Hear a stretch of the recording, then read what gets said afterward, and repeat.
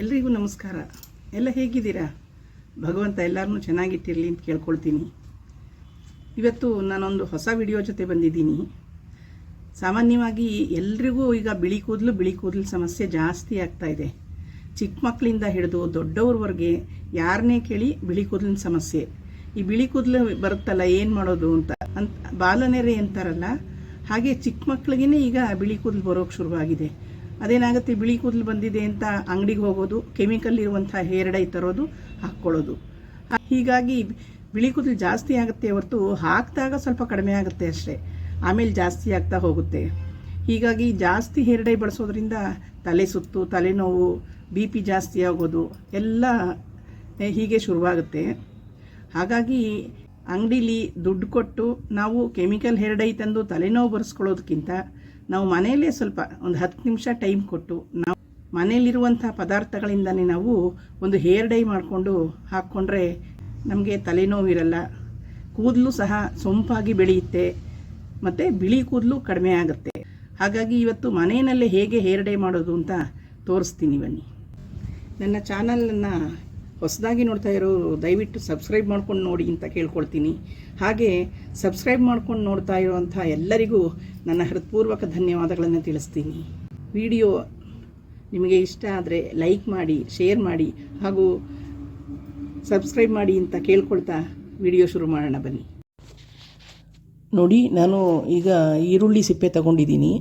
ಈರುಳ್ಳಿ ಸಿಪ್ಪೆ ಅಂತಂದರೆ ಇದು ಒಂದು 5-6 ಈರುಳ್ಳಿ ಸಿಪ್ಪೆ ಇದೆ ಇದರಲ್ಲಿ. ಅಂದರೆ ಒಂದು ಎರಡು ಹಿಡಿ, ನನ್ನ ಕೈಯಲ್ಲಿ 2 ಹಿಡಿ ಆಗುವಷ್ಟಿದೆ.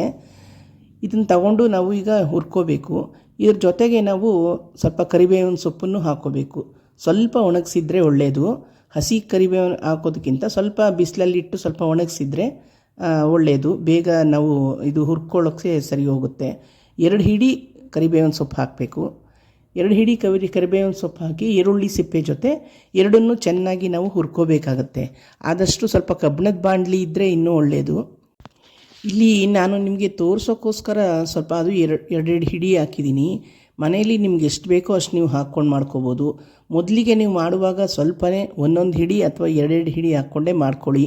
ಫಸ್ಟ್ ಅದನ್ನು ನೋಡಿ ನೀವು ಮಾಡ್ಕೊಂಡ್ಮೇಲೆ ನಿಮಗೆ ಪರವಾಗಿಲ್ಲ ಮಾಡ್ಬೋದು ಅಂತ ಅನಿಸಿದ್ರೆ ಆಮೇಲೆ ಬೇಕಿದ್ದರೆ ಹೆಚ್ಚಿಗೆ ಮಾಡಿ ಇಟ್ಕೋಬೋದು. ಪೌಡರು ಮನೇಲಿ ಇಟ್ಕೊಂಡು ನಿಮ್ಗೆ ಯಾವಾಗ ಬೇಕೋ ಆವಾಗ ಉಪಯೋಗಿಸ್ಬೋದು.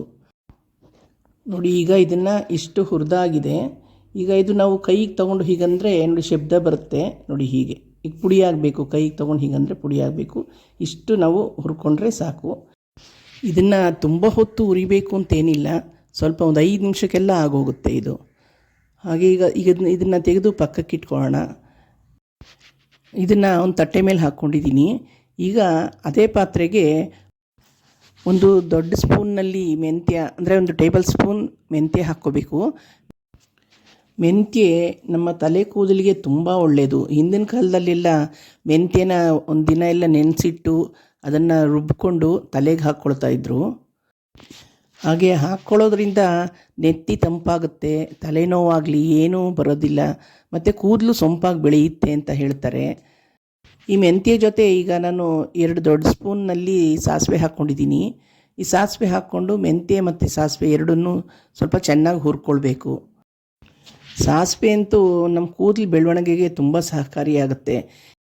ಸ್ವಲ್ಪ ಕೊಬ್ಬರಿ ಎಣ್ಣೆ ಅಥವಾ ಹರಳೆಣ್ಣೆ ಜೊತೆ ಸಾಸಿವೆ ಎಣ್ಣೆ ಮಿಕ್ಸ್ ಮಾಡಿಟ್ಕೊಂಡು ನಾವು ದಿನಾನೂ ತಲೆಗೆ ಹಾಕ್ತಾ ಬಂದರೆ ಕೂದಲು ಒಳ್ಳೆ ಸೊಂಪಾಗಿ ಚೆನ್ನಾಗಿ ಬೆಳೆಯುತ್ತೆ. ಹೊರಗಡೆ ಅಂಗಡಿಗಳಲ್ಲಿ ಸಿಗೋವಂಥ ಕೆಮಿಕಲ್ ಹಾಕಿರೋವಂಥ ಹೇರ್ ಡೈ ಬಳಸೋದಕ್ಕಿಂತ ನೋಡಿ, ಮನೆಯಲ್ಲಿರೋ ಪದಾರ್ಥಗಳಲ್ಲೇ ಹೀಗೆ ನಾವು ಸ್ವಲ್ಪ ಒಂದು 10 ನಿಮಿಷ ನಾವು ಇದಕ್ಕೆ ಸಮಯ ಕೊಟ್ಟರೆ ನಾವು ಮನೆಯಲ್ಲೇ ಒಳ್ಳೆ ಹೇರ್ ಡೈ ಮಾಡ್ಕೊಳ್ಬೋದು. ಸಾಮಾನ್ಯವಾಗಿ ಎಲ್ರಿಗೂ ಮೊದಲು 1-2 ಬಿಳಿ ಕೂದಲಿರುತ್ತೆ, ಇರುತ್ತೆ. ಅಯ್ಯೋ ಬಿಳಿ ಕೂದಲು ಬಂತಲ್ಲ ಅಂತಂದ್ಬಿಟ್ಟು ನಾವು ಅಂಗಡಿಯಿಂದ ಹೇರ್ ಡೈ ತಂದು ಹಾಕೋಕ್ಕೆ ಶುರು ಮಾಡ್ತೀವಿ. ಅದೇನಾಗುತ್ತೆ, ಕೆಮಿಕಲ್ ಇರೋದ್ರಿಂದ ಅದನ್ನು ತಲೆಗೆ ಹಚ್ಚಿದ ಕೂಡಲೇ ತಲೆ ಕೂದಲೇನೋ ಕಪ್ಪಾಗುತ್ತೆ. ಆದರೆ ದಿನೇ ಏನಾಗುತ್ತೆ, ನಿಮಗೆ 1-2 ಕೂದಲಿದ್ದಿದ್ದು ಜಾಸ್ತಿ ಆಗೋಕ್ಕೆ ಶುರುವಾಗುತ್ತೆ. ಆಗ ಜಾಸ್ತಿ ಆಗ್ತಾ ಇದೆಯಲ್ಲ ಅಂತ ನಾವು ಪದೇ ಹೇರ್ ಡೈ ಹಚ್ಚೋಕ್ಕೆ ಶುರು ಮಾಡ್ತೀವಿ.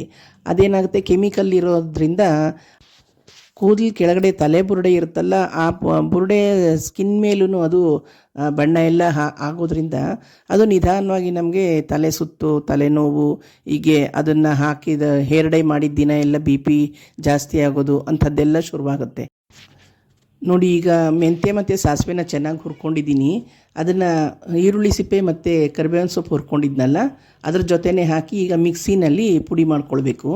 ನುಣ್ಣಗೆ ಪುಡಿ ಮಾಡ್ಕೋಬೇಕು. ಇದು ನೋಡಿ, ಈಗ ಇದು ನುಣ್ಣಗೆ ಪುಡಿಯಾಗಿದೆ. ಇದು ಸ್ವಲ್ಪನೂ ತರಿ ಇರಬಾರ್ದು, ತುಂಬ ನುಣ್ಣಗೆ ಪುಡಿಯಾಗಿದ್ದರೆ ಮಾತ್ರ ಇದು ಒಳ್ಳೆ ಚೆನ್ನಾಗಿ ಪೌಡರು ತಲೆಗೆ ನಾವು ಕಲಸಿ ಹಚ್ಚಿದಾಗ ಅಂಟುತ್ತೆ. ಈ ತರಿ ಇದ್ದರೆ ಏನಾಗುತ್ತೆ ಅಂತಂದರೆ ಕೂದಲಿಗೆ ಅಂಟೋದಿಲ್ಲ.